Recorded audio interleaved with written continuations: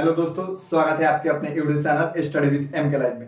आज हम आपको सिखाने वाले हैं एलसीएम और एचसीएफ। चलिए तो हम शुरू करते हैं और एलसीएम एंड एचसीएफ को पढ़ना। सबसे पहले हम लोग पढ़ेंगे एलसीएम। सबसे पहले हम लोग क्या पढ़ेंगे? एलसीएम। एलसीएम जो हम लोग पढ़ेंगे ये दो विधि से हम लोग पढ़ेंगे।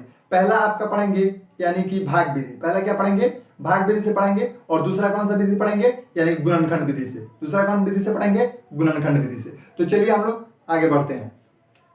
तो देखिए यहाँ पे सबसे पहले हम लोग क्या लिए हैं? एलसीएम को लिए हैं। सबसे पहले किसको लिए हैं? एलसीएम को। यानी कि इसका जो होता है पूरा नाम होता है लोएस्ट कॉमन मल्टीपल। इसका जो आपका पूरा नाम होता है इसका होता है लोएस्ट कॉमन मल्टीपल। इसका पूरा नाम होता है लोएस्ट कॉमन मल्टीपल। यानी लोएस्ट का मतलब तो आप लोग समझते ही होंगे कि यानी कि छोटा। और कॉमन यानी क्या होता है? यानी कि जो दोनों में हो, यानी उभयनिष्ठ। मल्टीपल यानी गुणज। मल्टीपल यानी क्या होता है? गुणज।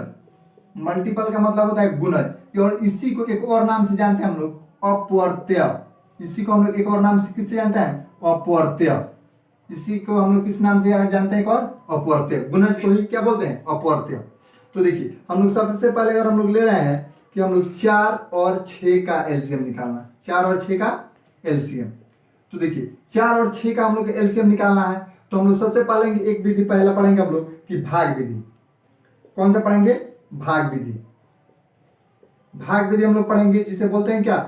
यानी कि डिवीजन मेथड। क्या बोलते हैं? Division method.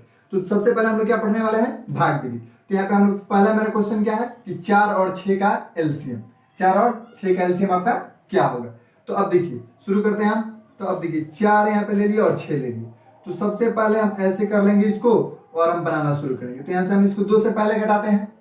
तो 2 से ये भी कट जाएगा और 2 से ये भी कट जाएगा। तो 2 दूना 4 और 2 तिहाई 6। अब बताइए 2 से इसको कटाएंगे लेकिन ये नहीं कटेगा। तो अब कटाने से कोई फायदा होगा नहीं। तो अब हम इसको क्या कर लेंगे? गुना कर लेंगे। तो हम गुना करेंगे तो क्या होगा? 2 गुने 2 और गुने 3। तो कितना? 2 दूना 4, 4 तिहाई 12। तो इसका आपका एलसीएम कितना हो जाएगा? 12। यानी 4 और 6 का एलसीएम कितना होगा आपका? हो जाएगा आपका 12। यहां तक किसी को दिक्कत नहीं ना? चलिए अब आगे बढ़ते हैं। तो इससे हम लोग बोलते हैं भाग विधि, जो कि आप लोग बहुत पहले से यानी कि छोटे क्लास से ही आप सीखते आ रहे हैं। चलिए अब हम लोग फिर यहाँ पे आगे बढ़ते हैं। अब दूसरा हम लोग पढ़ेंगे आपका जो है गुणनखंड विधि। गुणनखंड विधि जिसे हम लोग बोलते हैं फैक्टराइजेशन मेथड। जिसे क्या बोलते हैं? Factorisation method. देखिए दोनों बहुत ही आसान है, ये तो आपको समझ में आ गया होगा। अब हम लिए हैं कौन सा विधि? गुणनखंड विधि। ये भी बहुत आसान है। चलिए इसी क्वेश्चन को हम लेते हैं और इसी को फिर बनाते हैं यहाँ पे। तो यहाँ पे हम 4 को ले लिए और 6 को। अब देखिए तो सबसे पहले हम 4 को यहाँ लिख लेंगे और फिर यहाँ पे 6 को लिख लेंगे। अब बताइए अगर हम 4 को अलग कहीं पे अगर हम लिख रहे हैं 4 को अगर और इसको अगर हम फैक्टर करें तो 2 दूना 4। तो अब बताइए यहाँ पे 2 आया कितना बार? 2 बार, यानी 2 गुने 2। फिर अगर हम 6 को लिख रहे हैं ऐसे ही अगर हम कर रहे हैं तो 2 से कटाएंगे तो 3 बार में कटेगा। यानी क्या आएगा हमारा? 2 गुने 3। 2 गुने 3।